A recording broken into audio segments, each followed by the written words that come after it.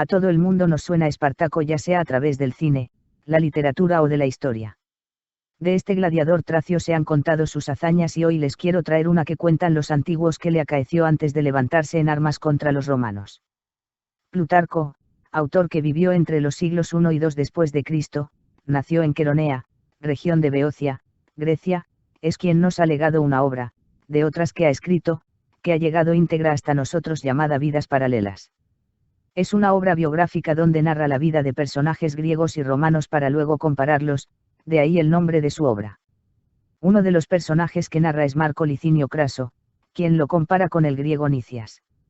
En su biografía realiza una digresión para explicarnos la Tercera Guerra Servil, es decir, la revolución de los esclavos y gladiadores liderada por el tracio de origen meda Espartaco. De todos los autores que nos hablan de Espartaco, Plutarco es quien nos ofrece más información sobre el tracio.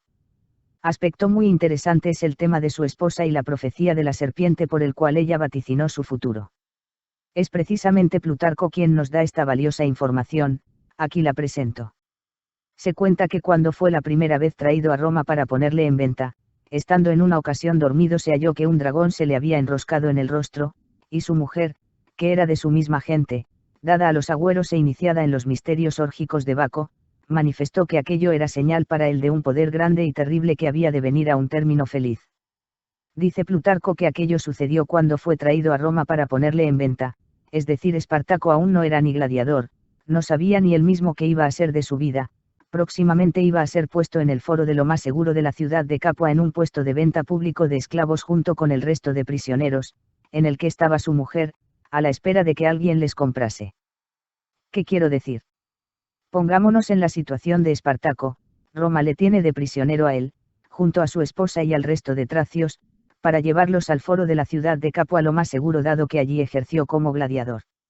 En el foro es donde se ejercía la vida pública, se vendía productos del mercado por ejemplo, y aparte de alimentos y objetos no materiales, estaban los esclavos traídos de tierras lejanas que eran vendidos a subasta.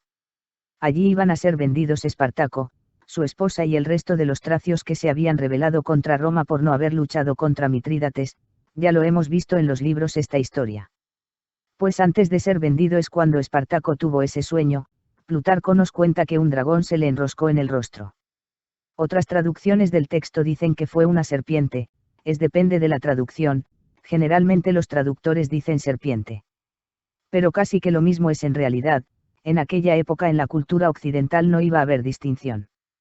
Espartaco, confiando en su mujer, le contó el sueño para saber qué podía significar.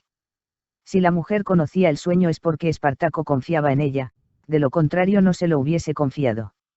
Su mujer ya trabajaba en un templo de Baco, Dionisio griego, como maestra de la adivinanza, dicho con mis palabras lo que nos dice Plutarco.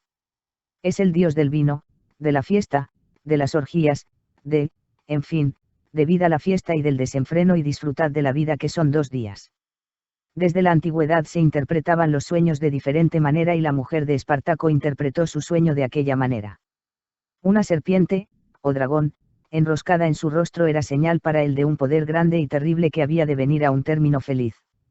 Ciertamente poco hay que analizar estas palabras, pues esas palabras ya lo dicen todo.